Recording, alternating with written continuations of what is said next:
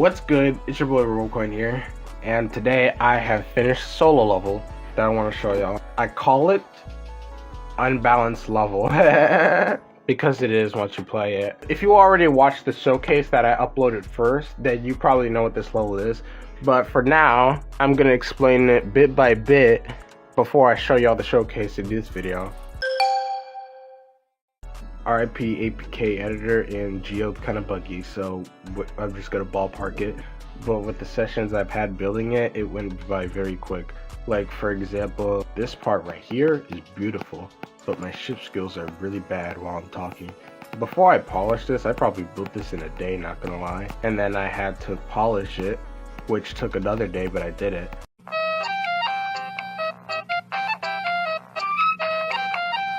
I guess to explain how I built the gameplay, I guess you could say that I made rows of blocks that are pretty close together, put a lot of spikes on there to make some really interesting gaps. Did the same thing with saw blades the best I could, even though this looks pretty easy. Like these cool looking blocks that I placed here initially for the layout part are still there. You know these question marks I put around the level? Those are all swag routes that I found and purposefully kept in there. And before these floating spikes were here, this was a swag route. And little did I know, it just made this whole part super easy and avoidable at the same time. Guess what was supposed to be there? Yep. Yeah, glad I got rid of that. And now we move over to this part, and it's just a whole wave. Yep, this is a wave challenge, definitely. This took a day to build initially, and then I didn't like it, so I spent the most time on this part 100%. I would say like 3 or 4 IRL days just thinking of stuff to build in here. So I initially just stopped and moved back over to this part where I had to polish it for a second time. Fun fact, it was called Daily List Reactions because I wanted this to originally be as hard as qoueo or Thinking Space, either one of them, but my verifier said that it wouldn't be fun if it was just buffed all the way that way, so we're just gonna take its Black Blizzard difficulty. I'll take it. Giving accurate times for the things I build is pretty difficult, since when I build a new part, I also go back to polish the other one. But I like it. The glow lasers are really cool. But I did have to use these slope ones as the glow lasers instead of taking these, sizing them up like that, bring them in close to each other, warp it out, and then rotating them after you brought them up.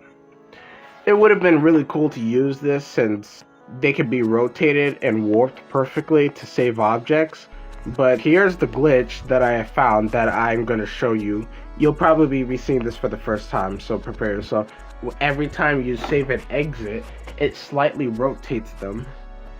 It's kind of hard to spot, but trust me, it does. Editor Robocoin here. So when I was filming this, I forgot that my bitrate was already bad to begin with, and I knew that, but I still filmed this part anyway. So to save some time, here's some screenshots instead. There we go. I just edited out like 10 minutes of footage. The two effects I used with glow lasers here, yeah, I'm proud of that. Those are all spawn loops. I put those all on spawn loops so they're most optimized. I don't have to copy and paste a setup of triggers just to use them every time. And plus they're perfectly timed. Finding the exact amount of seconds to make them do that every time is much easier than copying and pasting a group of triggers and perfectly aligning them every time. Instead, I just use math. Second fun fact of this part, these portals are fake. Pretty optimized and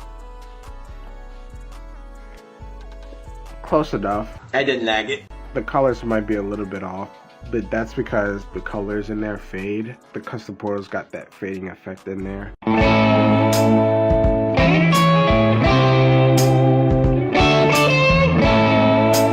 Dark at got the bottom light at top, so I just grabbed the middle color. The reason I did this will actually really shock you. It's for all of these portals, all of these right here, you can no longer change the Z layer on them. Like, yeah, we got the Q portal, for example, T4. Oh no, it just went back to T1. You also can't change them for speed portals. Yeah, it says 1, and it just doesn't even show anymore.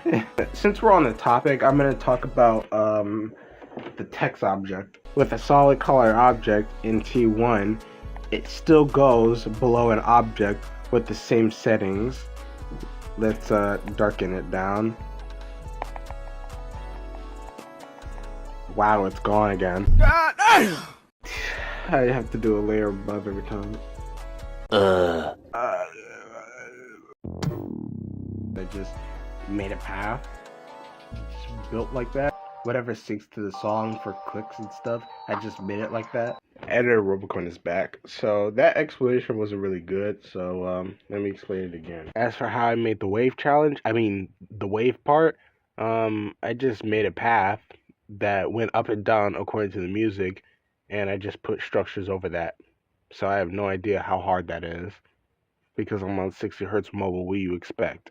The plus side with building it like this is that if you want to just nerf the whole part equally, all you gotta do is just select everything from layer 4, move it down once, and then boom, all of the clicks are slightly nerfed.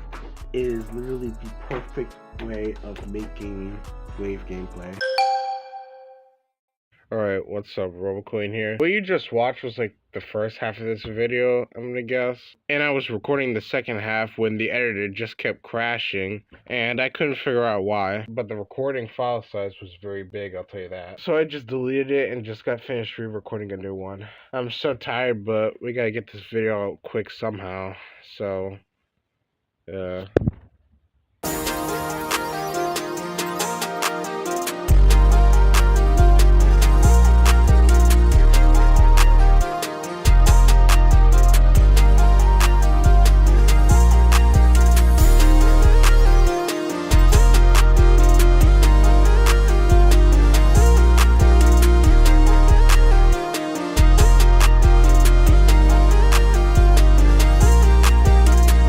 editing across like 3 different recordings was terrible. It was technically like 5 or 6. Alright, let's get to explaining. Ship gameplay. I'm not good at making gameplay, so you could say this is like one of my first attempts of just ship gameplay in general.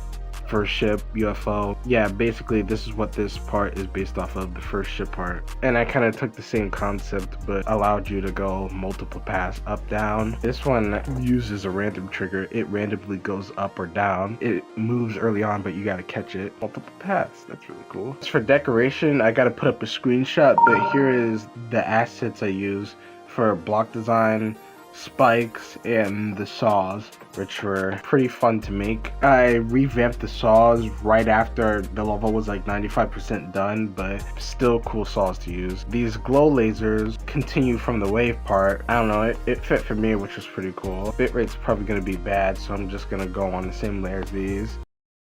For air deco, I circles with glow on top of them, which I thought were cool. I made a random arrow type thing. Hanging over the ground spikes is this weird combination of circles, which I don't know, I thought was cool at the time. Add something. And then for the background, we got these bricks. I have a feeling the bitrate is going to be bad in here, but at least I showed it without preview mode.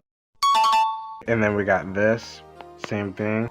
Yeah, there we go, this works. And to make the ground spikes slightly interesting, I double layered them, but the glow cuts off pretty quickly there. I noticed that. But it's optimized, so I do not care. Oh yeah, and we got bugs floating around the whole level. It's basically just spinning squares. Spam this all over space. I love this pulsing effect. That's the only reason my block design is interesting. Alright, now we are at the final part, aka the first part. This is my OG block design. I like it personally. I basically use most, if not all, the assets from the first part to make this part, but I'll still show a screenshot for the designs. The ground spikes are also different. I once again used the double layer strategy, but you know how the slopes here are like 22.2 degrees? I'm just gonna take a guess right there. I saw a video on it. I don't know if I'm correct, if I remember it or not. I was able to angle the spikes that way. Wanna know how I did it? By using the snap button. Basically, all I had to do was somehow put the spike over it and just snap. I did that by accident and found out this really cool thing. Works every time. Here, put it over, snap. It works every time. Works for anything, actually. So that's really cool. Also, I used that spinny effect right there. Look at this spinny effect. I love it so much. Mention again how I revamped all of the spikes after I finished this part. This part went through possibly the most gameplay changes. I know my gameplay isn't play tested at all. I'm aware of that because I'm admittedly bad at making gameplay. Yeah, I used the same strategy of making a path and then building structures over it. You just can't beat it. Like, go through the hard wave part. Explode was able to get through it pretty good. He said it was Black Blizzard difficulty. You just beat an unbalanced level. And there's an end trigger right there. And then it just cuts off here. Pretty decent level. I hope to get a feature off of this. It doesn't even have to be a high feature. I just want a rated level. This transition is terrible. Maybe I should add more stuff into it. That was me explaining how I built those third and fourth parts. So let me just explain how I optimized it pretty much. So you know how you have really big structures like these, right? So what I did, I abused the scale thing. When I use this a lot, it saves a lot of objects.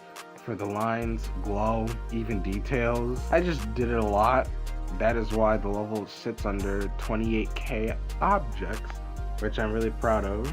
I even shaved off objects of block designs that were below the level that you couldn't see. That is how far I went. A lot of these effects use loops, which is basically just spawn triggers triggering each other over and over. But yeah, this is a funny thing. Putting one of these big saws in between these two block designs felt awkward at the time, so I just chose the most horrendous spike that I could find and put it there. You want to know why it's horrendous? It just is. Who uses saws? It has a terrible hitbox.